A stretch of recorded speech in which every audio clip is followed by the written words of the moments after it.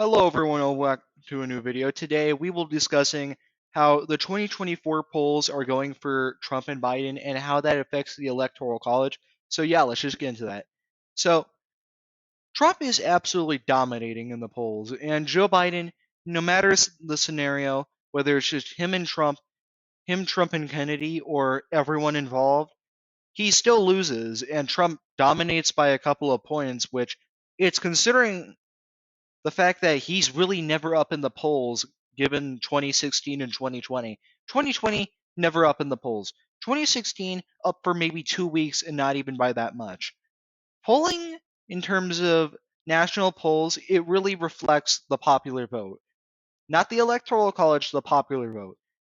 So that means that if Trump is winning it, that means that he has a high chance of winning the popular vote. And given the fact that the national average has definitely been a lot more Democrat friendly in past elections.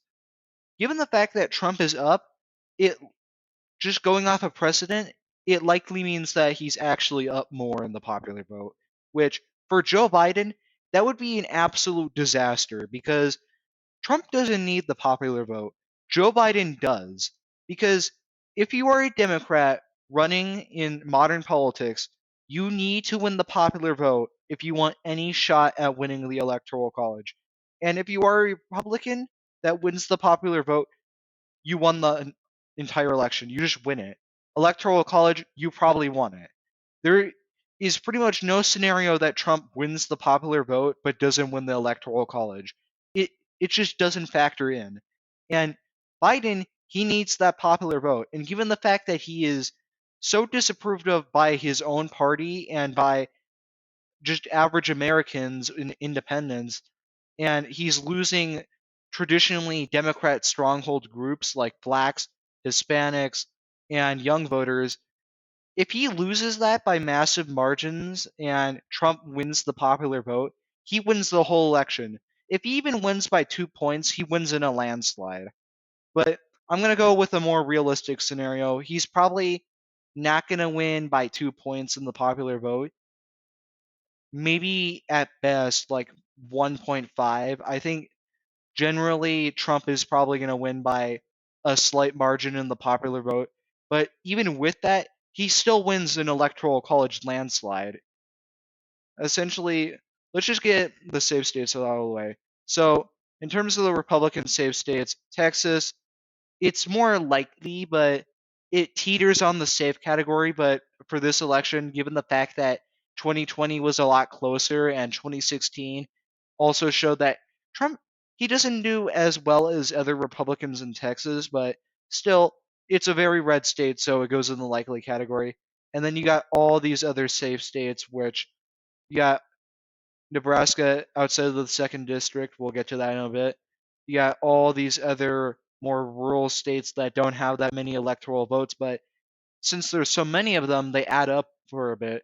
And Alaska, it's teetering on likely given the fact that 2020 was so close, but again, that was a really weird election with a bunch of mail in and early voting, and Alaska also has a very weird kind of way to vote for any candidate. It's more ranked choice, which is an extremely weird way of voting given the fact that, you know, America is mostly first past the poll, but again, Alaska still Trump has a very high floor in the state, and really, Joe, he's not popular enough to even contest Alaska.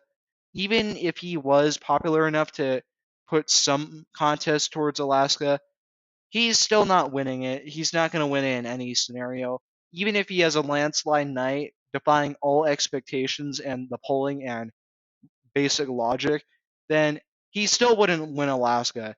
He maybe, maybe very slimly wins Texas, but outside of that, Alaska is still going to be safe. And then you got Iowa and Ohio. Their new status as safe red states has only been recently added because Trump won it by about 8 points for both states in 2016 and also 2020, despite the nation as a whole shifting a couple points to the left from 2016 to 2020. So they're probably going to go by safe margins this time. And really, Joe, he doesn't really have a chance at winning it. He might have had a chance in 2020, but again, that was more of a likely status. And even then, Alaska was at the same point, and Alaska isn't going to go for Joe Biden. So Iowa and Ohio, they're going to be new additions to the the red wall. And you got a lot of more southern states, South Carolina, same boat as Alaska, where it voted more towards the likely margin, but it is still a safe red state. Florida, it's also teetering like Texas on being a safe red state, but if you just have another election where it goes farther to the right than the rest of the nation, then or it like votes double digits for Trump, you're probably going to have that. And also you got factors like a bunch of Republicans are moving there. You have the fact that the governor and the senator Marco Rubio and Ron DeSantis won 20-point victories there. And also Miami, that's turning red by record margins. It's like a reverse Austin. And just given that, it's going to probably go by a safe margin, but I'm going to still put it in the likely category. Biden is still probably not going to win it at all or come even close, but that's beside the point. And also, Maine's second district is also going to be safe. Maine, generally, it has demographics that could favor Republicans, but again, you just got that very, very blue base within Maine's first district, which is why it will be the first place that I'm putting down as safe blue. And it's really hard to flip Maine for Republicans because they have the second district locked, but they just can't flip that first district or make it less Democrat. And because of that, Maine at large, it's probably going to be likely blue. Oh, yeah. Let me fill out West Virginia. Maine at large, there's definitely more of a chance for Republicans to win it, but you still got that first district there. It's like Oregon, where you got a very favorable demographics and a lot of red, but you got a lot of blue cities there that overall add up to it being, and it's just kind of gone for Republicans. Maine will definitely be a closer margin than 2020, just like our second state here, New Hampshire, which I'm actually going to be putting as a Democrat lean. And the reason for that, it's definitely the most Republican state of all of New England. Definitely beats out Maine in that category, and it's got it's got a very strong Republican Party in the state. It just tends to vote Democrat in the presidential election and in Senate elections and kind of in House elections, but the Republican base has a lot more support there. It's kind of like Vermont, but less Democrat friendly, where Vermont is a safe blue state that typically votes for like Romneyites in those kind of Republicans. That's why you got a governor there who, despite being a Republican, he pretty much just votes like a Democrat and he talks like a Democrat and pushes policies like a Democrat. So overall, New Hampshire is probably going to be a lean blue. It's definitely going to be more contested than Maine at large or Nebraska's second district. It's gotten left off a cliff, and really Republicans, they're going to have to put some work into actually flipping it because, again, they did redistrict it more favorable to Republicans, but they could have done a lot better. And because of that, the margin, it's teetering on leans, but still, it's probably going to go likely. It definitely has a higher likelihood of flipping than Maine at large, but overall, it's still going to be a likely margin. And teetering on the likely margin, you got places like Illinois, Oregon, Colorado. You got all these states that are probably going to teeter on likely margin but still go safe blue. Hawaii is probably also going to be a worse margin for Biden because of the fires. California definitely going to be a worse margin because you got a lot more Republicans that are voting against the Democrat stronghold that has basically destroyed all the cities and is pushing radically unpopular policies that is causing people to either move out or stay there and vote to try and change some stuff. And even Democrats are leaving the state. They don't want to live there anymore. So overall, probably going to vote a lot more Republican. You got polls where Trump is very, very close to Biden in terms of polling for California, but overall, it's still going to go safe blue. It's just one of those states where LA, San Francisco, you got Sacramento, you got all these other cities that are deep blue strongholds that, while they're still going to trend Republican, you still got the problem with the fact that they're still deep blue strongholds. And that just adds up to a blue wall on the West Coast. Definitely going to be a lot weaker this time, but still, it's a blue wall. And New Mexico, definitely a lot more Republican friendly than a place like Colorado, which is why it's going to go in the likely category. Does it have the flippability of a place like Maine at large? No. How about Nebraska's second district? Also no. It's definitely more Republican friendly than in like 2016 or 2008 or 2012. And Colorado, it's gotten left off a cliff. And New Mexico, it's kind of trended left, but it kind of just chose to stay in one place. And also, Hispanic trends might add to it being a more contested state for Democrats. But overall, still going to go for Joe Biden by a pretty likely margin. And Minnesota, this is a very flippable state, kind of like New Hampshire, where you got a lot of potential in the rural areas that still vote Democrat a lot, despite being rural areas. And also, you got Minneapolis, which, if Minneapolis wasn't so blue, where they literally burned down the city and then it still trends like 50 points to the left for no reason, then you would have a much closer shot at flipping the state like 2016. But overall, still going to vote by about 5 points, maybe three at best, but still lean margin.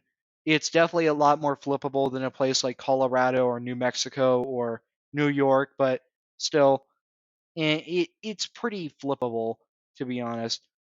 And then you got New England. All of these states in New England, they're all safe. They're definitely going to be a lot more contested. And New Jersey, New York, Connecticut, these are probably going to teeter on being likely, kind of like Illinois, but also you still got big cities in there that are still going to vote very, very blue and are going to keep the states from being contested at all. So overall, Joe Biden's probably going to win that by about 20 points per state. And then you got a place like Virginia. It's kind of a wild card how much is going to shift to the right, or maybe it will even shift to the left more, because you got Glenn Youngkin there, who's a Republican, and he got elected there by a pretty decent margin, all things considered. And you also got the fact that despite it being a pretty blue state in recent elections, their legislature is fairly Republican, and Democrats were barely able to actually gain a majority. They still have a very slim majority, and really, it has more aspects of a deep red state than a deep blue state. And really, all that's keeping it away from it is the fact that you got a couple big cities that, even then, they don't really affect that much in terms of the state's blue wallish politics. And the North is really the big problem because it's going left off of a cliff, and you got the DC area where there's a lot of Democrats there that just live there because they're by DC, which is a Democrat stronghold. So overall, probably going to go by a likely margin. Definitely a lot closer than New Mexico. New Mexico is kind of like the most Democrat-friendly likely state here, but again, likely likely Democrat is probably the best that Trump is going to get. Maybe lean Democrat if he's really lucky, but yeah, the state has shifted so much that really it's going to be a tough fight to flip the state. And even in Trump's best case scenario, in my opinion, he doesn't flip the state. And Finally, our last of the non-swing states, we have North Carolina. North Carolina, it's got favorable demographic shifts and favorable political landscapes because yes, it's still got big cities, and yes, it's definitely a lot less Republican than a place like Texas, Florida, Ohio, Iowa, Alaska.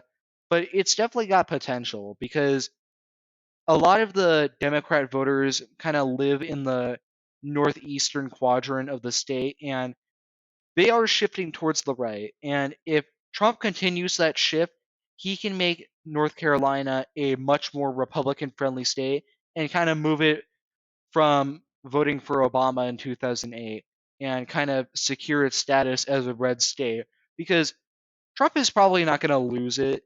Even in Biden's best case scenario, he still gets more like a 2020 margin rather than a flippable North Carolina because North Carolina, even in 2020, where Trump was really down and Biden won the popular vote by about 5 points, North Carolina still stayed with Trump by 2 points. And I mean, it kind of cemented itself as a red state and definitely a lot less red, but still, it's probably going to vote Trump by about 5 or 7 points. Now we got the swing states. These are going to be what determines the whole election. These are the most important states for either side to either hold or flip. And Trump's most flippable state here is definitely going to be Georgia. Now, Georgia, it's got Atlanta, it's shifting to the left, and really 2024 is really going to show whether or not it's going to cap out, move to the right, or keep its trend of moving to the left. But even then, you got a lot of rural areas that you could maximize Republican support there. And if you ballot harvest there, you will get massive returns. And overall, Georgia, definitely a lot more Republican friendly than a lot of these other swing states, maybe outside of Arizona, but Arizona is more Republican friendly in the fact that it votes for like McCain and Romney types. But overall, Georgia is definitely the most Trump friendly swing state, maybe outside of Wisconsin, which Trump I also expect him to flip. And I actually expect him to flip it by about a margin that is similar to North Carolina. Definitely on the lower end of the lean spectrum for Republicans, but still, it's a fairly safe state for Republicans in terms of demographics, where you got a lot of the white working class voters there. You got the fact that its blue cities aren't exactly population bombs, and a lot of the suburbs are pretty Republican, and the only one really trending left is the smallest one, which even if that goes for Joe Biden, which it probably won't, it's not that many votes, but really you need to maximize your support in all these swing states, and maybe then you go for states like Virginia, New Mexico, New Hampshire, New York, Minnesota. After you secure the swing states, which Trump is doing, you need to focus on the other states that you have potential to flip. But once you cement your swing states, that's when you can go for the other states. And Wisconsin and Georgia are pivotal to building a red wall that Trump needs to maintain to actually win the election. And another state that I expect him to flip is Nevada. Now, Nevada, it's definitely got favorable demographics, kind of like Wisconsin. It's been trending to the right. Its blue cities aren't really that Democrat and might actually flip towards Republican, especially the county that Reno's in. It might actually flip towards the Republicans, and Los Angeles isn't even really that Democrat. You got a lot of Republicans from California moving there. You just got the general shift. They almost won the Senate seat, but again, there was a snowstorm, so that kind of caused Democrats to win it by a very narrow margin. And if you ballot harvest there, you are going to have massive returns, just like Georgia, just like Wisconsin, and just like all these other states. And these are the states I expect Trump to have the easier time at flipping. All these other states that are currently in the toss-up category, these are going to be pivotal states that Trump needs to flip at least one of them, and these are going to be a lot harder to flip because with Arizona, again, it's got a lot of Romney type voters that typically vote Democrat. Really, Trump's saving grace is the fact that there are popular third party candidates like RFK, Cornel West, Jill Stein, who are going to appeal to those voters who would typically vote for someone like McCain, but also Joe Biden. And they can vote for the third parties because Trump's floor in the state is actually pretty high, all things considered. And really, it's mostly the Romney types that he struggles with and that often give Democrat victories because Arizona is still a fundamentally swing state and is always has been. It's really just a tilting red swing state, and that's why it votes for McCain in record margins, but then next election, it's voting for a Democrat by 4 points. So it's the most swing statey of all the swing states. This is probably the best shot of Joe Biden holding a state is Arizona, outside of maybe Michigan. But again, a lot of people in Michigan, especially the Muslims there, because Michigan and Minnesota have a large Muslim population that aren't really happy with Joe Biden right now. So Arizona probably going to be the most Democrat friendly swing state of all the swing states, but still, I expect it to go for Trump by a pretty small margin, all things considered. But still, whatever you can take is whatever you can take. And then with the two remaining states, he's already got his 270, but these are just nice little bonuses. And I expect both of these to go for Trump by a very slim margin, but still vote for Trump. And that's because Trump is very popular with white working class bases in all these states, and they all are purely dominated by the white working class. And generally, shifts in the state are kind of pushing them towards the right. Michigan is definitely a lot harder than Pennsylvania to flip for Republicans and still has a lot more Democrat friendly demographics than a state like Wisconsin, Pennsylvania, or Nevada. But still, it is very flippable, and Pennsylvania also very flippable state. It's just that you got big blue cities that are holding you back, and you got shifts in some of the cities that are trending towards the left, but you also got the rurals that are trending right, and overall that amounts to a swing state that Trump can definitely flip, and I expect him to flip. So yeah, that is the final margin. 312 to 226. Joe Biden, he gets defeated in a record margin for Trump, and Trump essentially just has his 2016 map, but adding Nevada, and Trump gets a second non-consecutive term and becomes the 47th president of the United States. So yeah, what do you think about the map? Do you think that Joe Biden would actually win, or Trump would win by a small margin? Leave it in the comments below, and yeah, I'll see you guys next time. Bye.